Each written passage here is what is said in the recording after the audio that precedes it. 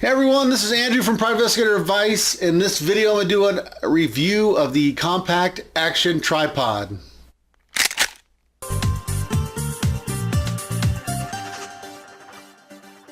Like every review I do, I just share what comes in the box, what the box looks like. So for starters, the box is going to look like this, and let's see what's inside.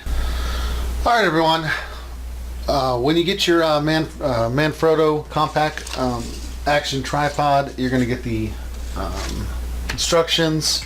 You're going to get this little adapter. It's for some Sony camera that I don't have, but apparently they felt the need to provide one. You're going to get the Manfrotto cover. This is padded. It's pretty cool. And of course, you're going to get the tripod.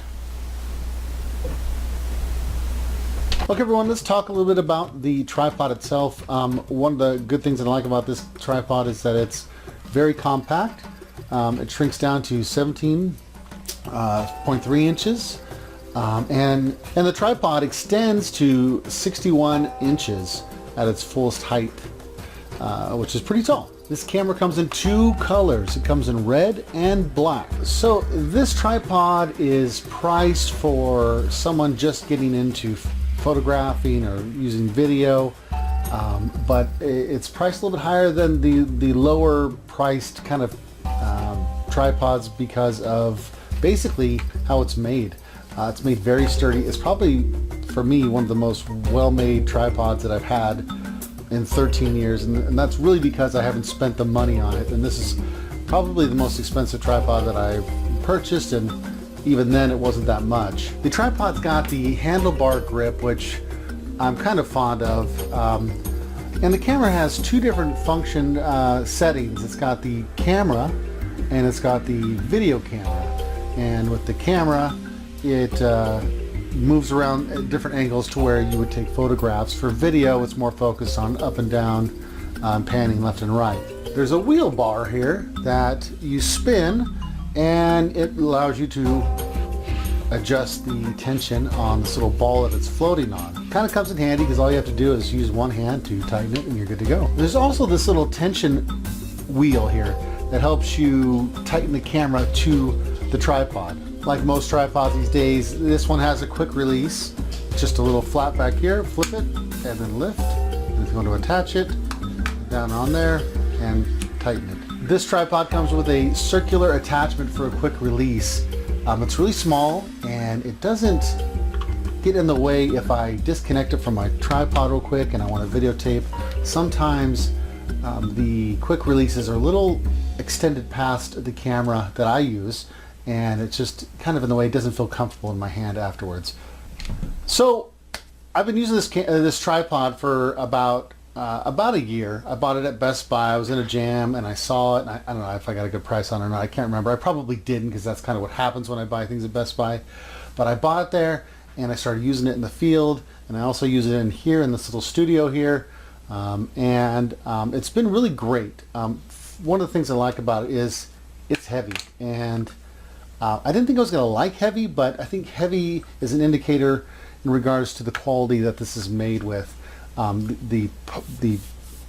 These legs here feel really strong, and the arms are kind of, there's a little bit of tension on them, so they don't just flop around. They're very, I can kind of position them anywhere I want to, and it's been like this ever since I've had it. It hasn't loosened up since I've had it, and that's it probably needs to be this way because it doesn't have a center bar support like a lot of tripods do, and this one doesn't need one. Without having a center bar, it's one less thing that's going to break on this, because a lot of times that's just these little arms here that kind of keep everything folded out, and this doesn't need it. This thing holds out by itself, no problem. Manfrotto is a higher end brand. And one of the things that I thought was kind of neat that kind of separated them from most of the companies that I purchased for is this bag. It's actually a little bit of padding around it. You can't really tell, but it's much thicker. Is it going to prevent us from a break from a large fall? Probably not, but it's a little bit of extra protection for when you store your tripod in here. Just to kind of give you an example, what else I've come with is, I do buy a lot of Target stuff. This is very, very flimsy stuff. It's not going to protect anything really. It's just to cover it, I guess. And here's another one here. This one's made with a little more thicker material, but it's not padded by any means. Really, I only have one negative as to what I didn't like on this tripod, and that's the panning motion of this tripod. It doesn't affect the way I do surveillance, but you should know that it's not really designed for that. I can loosen up the tension and I can pan, I can do that, but it's not going to be as smooth as, you know, tripods that are designed specifically for that.